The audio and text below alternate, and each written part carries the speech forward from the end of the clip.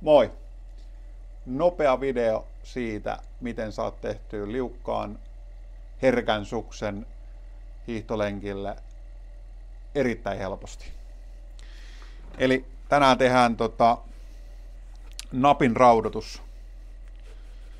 Ja käytetään siinä Rexin TK245 nappia, koska siellä on sadellut kosteita uutta lunta ja oli tarkoitus lähteä illalla hiihtämään.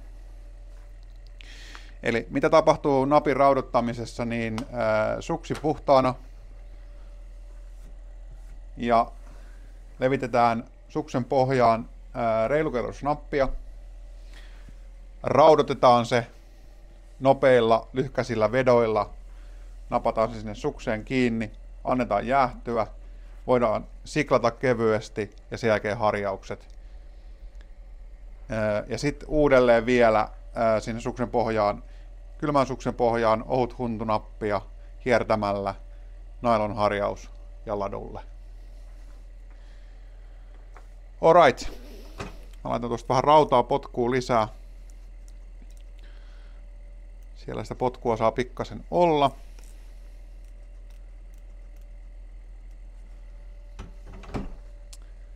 Ja nyt tällä kertaa mennään vähän niin sanotusti ohi turvamääräysten. En käytä maskia, koska puhun tässä samalla, mutta normaaliolosuhteissa aina kun käytätte näitä, niin käyttäkää maskia, hengityssuojainta.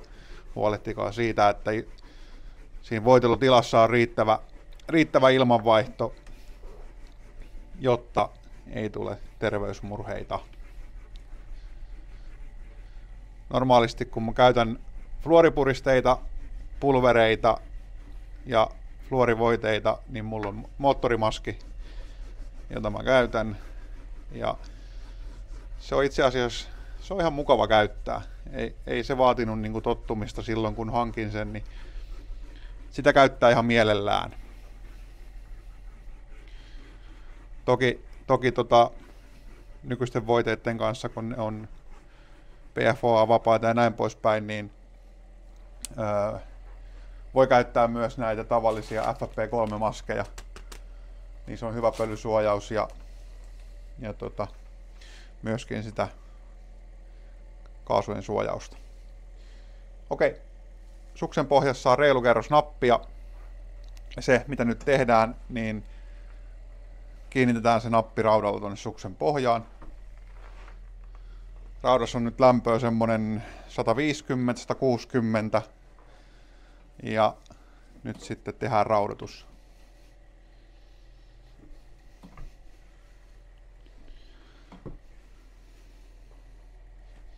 Täällähän tulee sitten sitä värivaihtelua siitä kaasuuntumisesta ja se on just tietysti se asia, mitä halutaan nähdäkin siellä. Rauta koko ajan liikkeessä. Tässä voitelutyylissä on äärimmäisen helppoa polttaa se suksen pohja.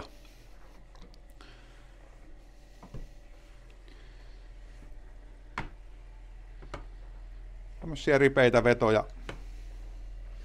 Mennään se suksen pohja läpi. Noin. Okei, sitten se saa jäähtyä ja mennään harjausvaiheeseen. Okei. Nyt meillä on suksi jäähtynyt ja me voidaan lähteä tekemään siihen kevyt siklaus. Se ei ole pakollinen, mutta sen voi tehdä. Ja sen jälkeen sitten harjaukset. Noin. Otetaan messinkiharja.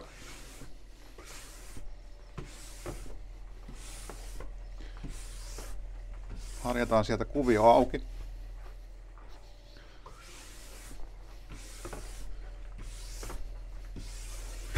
Noin. Sitten hevosen jouhiharja.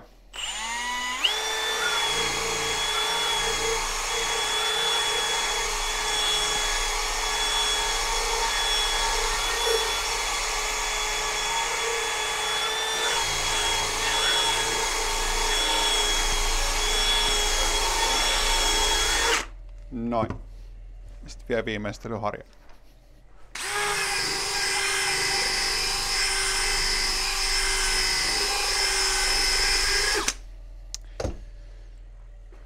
Siinä. Sitten mä päätin, että mä laitan sinne käsikuviot. Kokeilen vähän käsikuvioa, kun siellä on kosteita keliä, niin tehdään ne tähän myös. Ja mä oon sukseen merkannut niin, että Speedy Ski Roller, kun ilmoittelee kuviosuosituksia, niin siellä on 1, 2 ja 3. Ja sehän tarkoittaa sitä, että 1 on keula, 2 on keskikohta ja 3 on kanta. Ja mä oon merkannut tänne tämän 1-2 alueen rajan, jolloin mä tiedän sitten sen, että miten se kuvio sinne vedetään, ja se 3. alue mulla on aina täällä kannan takapuolella. Ja sitten kuvioista, mitä nyt laitetaan sinne sukseen, niin laitetaan 2/3, laitetaan tällä Z2N-33 kuviolla, ja sitten viimeinen 1/3, eli tuo kanta, niin laitetaan sinne U200 kuvio. Ja lähdetään liikkeelle täältä 1-2 rajalta, ei puhuta pesäpallosta. Lisätään sitä painetta sitten tänne, kun mennään kantaa kohden. Eli täältä vähän lähdetään kevyemmin liikenteeseen ja paine lisääntyy kantaa mentäessä. Sitten vaan laitetaan rulla paikoilleen ja tasainen painatus ja lähdetään tekemään sitä käsikuvioa sinne. Noin. Ja kun tullaan tänne kannalle, niin lyödään sinne pikkasen lisää painetta. Siinä. Hyvä. Ja sitten U200 tänne kannan taakse, niin tämmönen vähän pyöreämpi suora kuvio.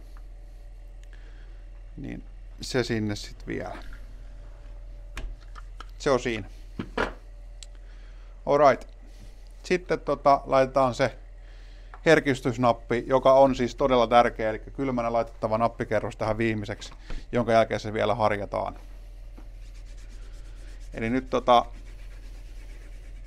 kevyempi kerros kuin äsken. Katsotaan, että se menee tasaisesti sukseen pohjaan. Se näkee tuossa kuviossa, näkee sen varsinkin, että se ottaa siihen kuvioon se nappi hyvin kiinni. Noin. Eli nyt meillä on siellä uusi nappikerros koko suksessa.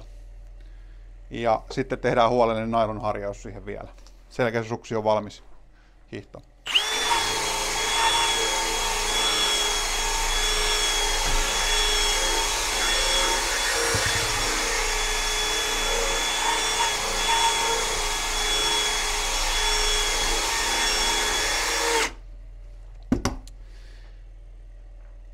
Hyvä.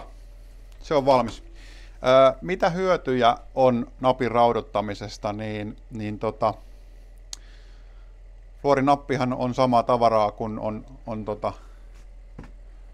fluoripulveri, mutta se on vain puristen muodossa. Ja niin kuin me tarvii raudottaa pulveritkin, niin tuolla napin raudoittamisella niin siihen saadaan kulutuskestävyyttä merkittävästi lisää. Se pestää siihen suksen pohjassa paremmin ja sitä voidaan käyttää vähän sitten niin kuin pulverin asemesta, ja sehän on tosi nopea laittaa. Ajatellaan nyt vaikka, että haluat ostaa jonkun yhden napin ja vähän kokeilla, että minkälaista se napin laittaminen on, tai haluat tehdä nappipuuroja, niin siihen esimerkiksi tuo Rexin RCX-nappi on todella hyvä, koska se toimii laajalla kelialueella. Niin suosittelen, että kokeile ja opiskele vähän ja jos jätät ton pintanapituksen tekemättä kylmään sukseen, niin huomaat varmasti myöskin aika merkittävän eron siinä suksen luistossa. Eli se on äärimmäisen tärkeää, että teet sen kylmähieron siihen loppuun. Mutta ei kai siinä. Mä jatkan toisen suksen kanssa voitelun tekemistä ja kokeilen napin laittamista raudalla. Oo varovainen, älä polta suksen pohjaa. Seuraavaa kertaa. Moi!